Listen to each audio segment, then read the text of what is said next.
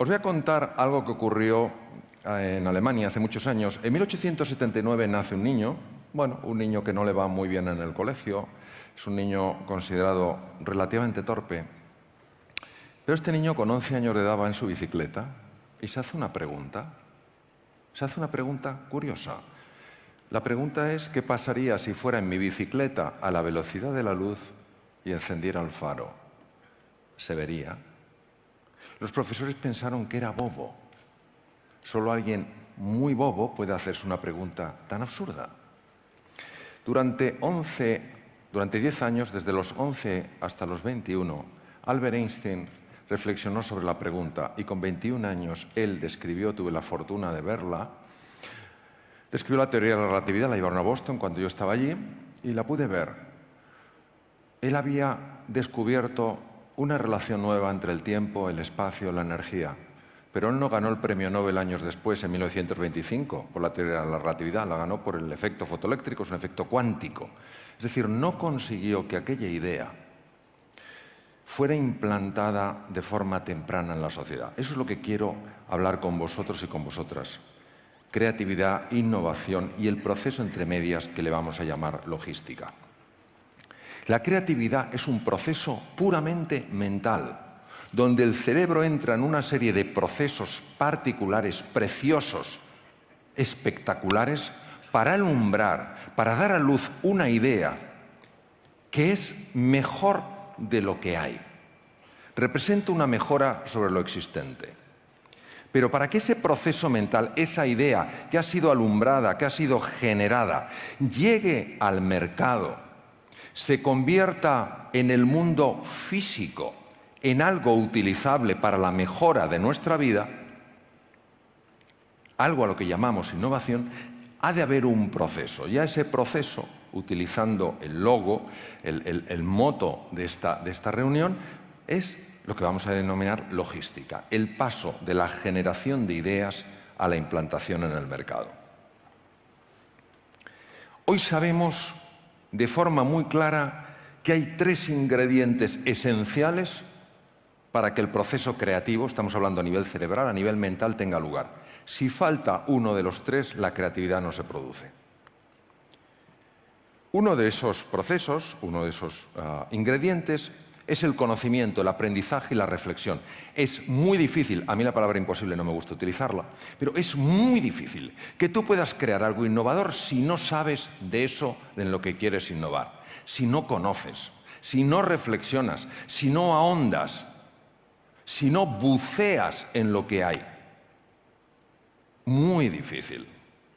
Es una utopía pensar que una persona que no sabe nada de algo se levanta por la mañana y acaba de alumbrar una idea majestuosa. No es verdad, esto no sucede así. Pero no es el único ingrediente. Ya os podéis imaginar la cantidad de esfuerzo, de trabajo, de dedicación, de compromiso que tiene que haber para que este ingrediente exista. ¿Cuál es el segundo ingrediente? El segundo ingrediente es el compromiso, el entusiasmo y la pasión.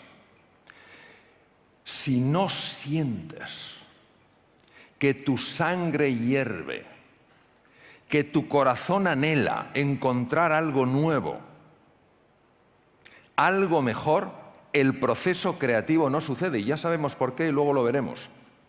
Por eso, desde la fría razón, no sale la idea creativa. Puede salir un análisis más o menos concienzudo, más o menos profundo, pero no eso que es distinto, eso que emerge, eso que asombra, eso que sorprende, eso que maravilla. Por eso es tan importante, y me gustaba ver la ilusión, cuando se entregaban los premios, la ilusión de la gente. Digo, aquí hay pasión, aquí hay entusiasmo, no me extraña que haya resultados. Y en tercer lugar, tiene que existir una mente curiosa y una mente abierta. Fijaros, la idea creativa procede del subconsciente y veremos cómo surge. Pero a veces es tan rompedora, es tan sorprendente, es tan inesperada que la mente consciente directamente la anula. Muchos de los grandes descubrimientos fueron despreciados por un montón de personas y no dijeron, bueno, esto posiblemente no funcione. Dijeron, esto es absurdo, porque desafía la forma habitual de pensar. Y cuando entendamos de dónde surge, porque se ha fotografiado el proceso creativo, entonces entenderemos por qué es tan importante vivir con pasión. Y por qué levantarse por las mañanas como un cenizo bloquea por completo el proceso creativo. La persona que se levanta por las mañanas y dice, a ver, ¿de dónde llueven las tortas? Le llueven de todos los lados. Aquella que se levanta y dice, a lo mejor hoy puedo encontrar algo valioso. Veréis cómo su cerebro se posiciona de una forma radicalmente distinta. Y esto antes parecía algo más intuitivo, bueno, más de andar por casa. Hoy la ciencia, sobre todo la neurociencia afectiva, claramente muestra cómo sucede. Y es muy claro. Hace más de 2500 años, Hierón II era el dictador de Siracusa. Y este hombre quería una corona de oro, una corona especial, y pidió a los orfebres que le hicieran una corona de oro. Y la corona era bonita, la corona le gustaba, pero no se acababa de fiar de los orfebres. Le entró la duda de que los orfebres hubieran utilizado una aleación de oro y plata. Pero ¿cómo estar seguro? Entonces habló con el gran Arquímedes, que era un gran científico, un gran filósofo, y le dijo, averíguame si es de oro. Y como todo gran científico, era un hombre honesto. Él sabía que le dijera lo que le dijera, a Hierón II se lo iba a creer, pero él quería saberlo. Entonces, ¿cómo se calcula si es oro o es una aleación? Por la densidad. Si la densidad es la densidad de oro, es oro, y si la densidad es menor, tiene una aleación. Pero el cálculo de la densidad exige conocer el peso y el volumen. El peso no es difícil, se pesa la corona, pero ¿cómo vas a conocer el volumen de una cosa tan irregular? De un cubo, de una esfera, tal vez, pero de algo tan irregular. Y entonces, esto ya no sabemos si es verdad o si es tradición, estando en su bañera, él vio el volumen que desplazaba su cuerpo irregular. Y en ese momento dijo, eureka, lo encontró.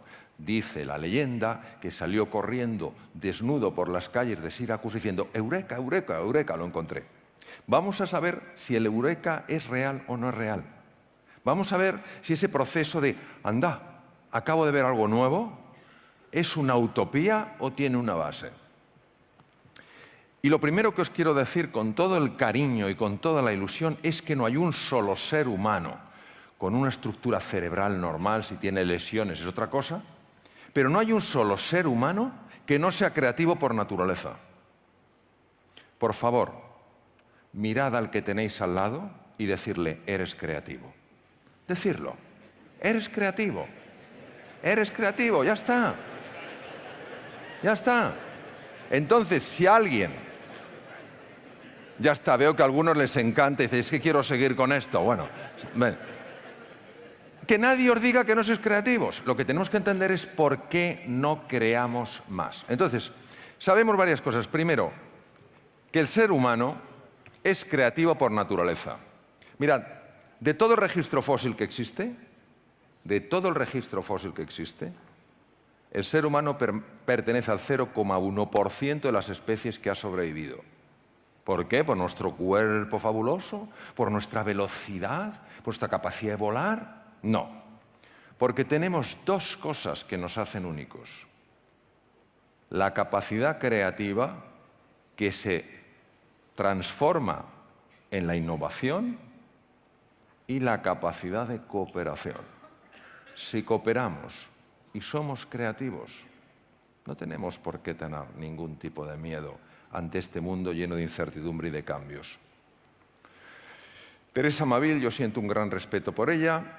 Ella es catedrática en Harvard, en la parte de Cambridge, al otro lado de Boston. Teresa Maville es la máxima experta en el mundo en estudiar la relación entre creatividad y otros elementos. ¿Sabéis lo que dijo Teresa Maville? Teresa Maville dijo en una ocasión, la creatividad es hija de la pasión.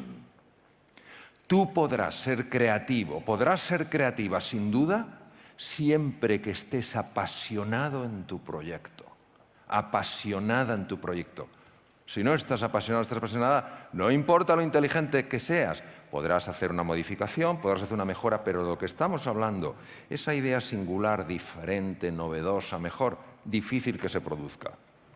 A mí me gustaría añadir que también es hija de la curiosidad, la exploración y el juego.